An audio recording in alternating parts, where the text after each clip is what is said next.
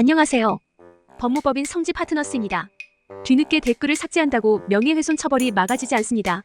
최근 연예인뿐만 아니라 정치인, 유튜버, 인플루언서들이 악성 댓글과 레카로 몸살을 앓고 있습니다. 또한 일반인들도 어떠한 행위로 인해 온라인상에서 공개적으로 비난을 받기도 합니다. 이에 커뮤니티나 SNS 등에 비방조로 댓글을 달았던 분들은 명예훼손 고소를 당할 수 있는데요. 어떤 대처를 하는지에 따라 처벌 수위가 크게 달라집니다. 특히 제대로 대응한다면 무죄를 받을 수도 있습니다. 형법 제307조는 타인의 명예를 훼손한 자를 2년 이하의 징역이나 금고 또는 500만 원 이하의 벌금에 처한다고 명시하고 있는데요. 온라인에서 타인을 비방한 경우 더 높은 처벌이 이루어지는데 정보통신망 이용 촉진 및 정보보호 등에 관한 법률에 의거해 3년 이하의 징역 또는 3천만 원 이하의 벌금에 처합니다. 댓글은 가볍게 달았어도 명예훼손죄는 무시할 수 있는 수준의 경범죄가 아닙니다. 따라서 이번 글에서는 댓글 명예훼손이 성립하는 기준에 대해서 말씀드리며 소송을 막기 위해서는 어떤 대처를 해야 하는지에 대해서 말씀드리고자 합니다. 명예훼손 성립 요건. 댓글 명예훼손이 성립하기 위해서는 공연성, 특정성, 사실 적시 또는 허위 사실 적시, 비방의 목적이라는 요건이 충족되어야 합니다. 여기서 주의할 점은 사실을 적시했을 때도 명예훼손죄가 성립한다는 점입니다. 공연성, 불특정 다수가 인식할 수 있는 방법으로 댓글을 게시했을 때, 특정성, 특정인을 지칭하거나 그렇게 인식될 수 있는 내용이 있을 때, 사실 적시, 구체적인 사실을 언급해 상대방의 명예를 훼손했을 때, 허위 사실, 적시된 사실이 진실이 아닐 때, 비방 목적, 상대방의 명예를 훼손할 목적으로 게시했을 때, 최근 판례는 댓글 내용을 객관적으로 해석하고 표현의 정도, 사회 통념상 허용되는 범위 등을 종합적으로 고려해 처벌 여부를 결정하고 있습니다. 그중 익명성을 이용해 악의적으로 비방한 경우, 허위 사실을 유포한 경우, 전파성이 강한 온라인에 게시한 경우에는 엄격하게 판단하는 경향이 강합니다. 특히 댓글 명예훼손은 공연성이 성립하는 경우가 많고 삭제하더라도 캡처본, 디지털 기록 등으로 증거가 확보되기 때문에 혐의를 벗기가 굉장히 어려운데요.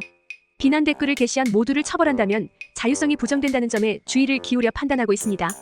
다음으로 실제 댓글을 게시한 후 명예훼손으로 고소를 당한 의뢰인의 사례를 통해서 어떤 방법으로 소송을 막을 수 있는지에 대해서 말씀드리겠습니다. 댓글 명예훼손 피소 사례. 의뢰인 K씨는 모 배우의 팬클럽 회원입니다. 그런데 팬클럽 운영을 주도하는 L씨의 행위에 의심스러운 점이 발견되자 문제를 제기하고자 했습니다. 인스타그램, 트위터, 카페 등 불특정 다수가 볼 수 있는 게시글에 댓글을 반복적으로 달아 L씨를 비난했습니다.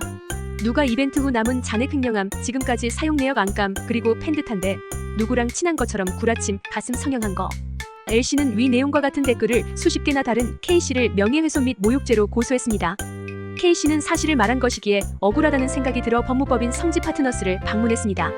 담당 변호사가 댓글 내용을 검토한 결과 우선적으로 K씨가 적시한 내용이 허위 사실이 아니라는 점을 밝힐 필요가 있다고 판단됐습니다. 이에 몇 가지 증거 확보 요청을 드렸습니다. 이후 담당 변호사는 경찰에 댓글 명예훼손이 성립하지 않는다는 변호인 의견서를 증거 자료와 함께 제출했습니다. 댓글 명예훼손이 성립하지 않는 이유로 다음의 내용을 주장했습니다. 1. 변호인이 제출한 증거 자료에 따르면 K씨가 적시한 내용은 고소인의 주장과 달리 허위 사실이 아닙니다. 이 댓글 내용을 살펴보면 고소인의 일부 행위에 대한 가치 판단 내지 평가에 대한 의견 표현에 해당하고 운영진이 모임을 운영하고 이벤트를 개최하는 데 주의할 만한 내용입니다. 3. 고소인은 K씨가 공연히 비방함으로써 명예를 훼손했다고 주장하나 K씨가 게시한 댓글 내용에서는 고소인을 특정할 수 있는 점이 발견되지 않습니다. 경찰이 변론 내용을 고려한 결과 혐의가 없다고 보아 불송치 결정을 내렸습니다. 명예훼손과 손해배상 책임. 명예훼손의 경우 형사처벌 수위가 높은 편은 아닙니다.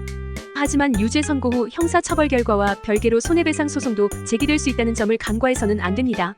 손해배상 액수는 명확한 기준이 없으며 사건마다 다르게 산정되는데요. 공개된 범위가 넓고 피해자의 사회적 지위에 의해 피해가 심각한 경우 1천만 원 이상의 손해배상금이 발생할 수도 있습니다. 따라서 댓글 명예훼손으로 피소되면 피해자와 합의하거나 죄가 성립하지 않는다는 사실로 법리 다툼을 하는데요. 어떠한 방식으로 대처해야 할지 모르겠다면 변호사와 상담하는 것이 올바른 해결 방법이 될 수 있습니다. 댓글 명예훼손 소송을 막고자 법률 상담을 필요로 하신다면 댓글 내용, 댓글이 게시된 곳, 고소장 등을 지참해 법무법인 성지 파트너스를 방문해 주시기 바랍니다. 명예훼손 사건을 다수 해결한 경험을 바탕으로 올바른 대응 방법을 조언해 드리겠습니다. 이상 법무법인 성지 파트너스였습니다. 감사합니다.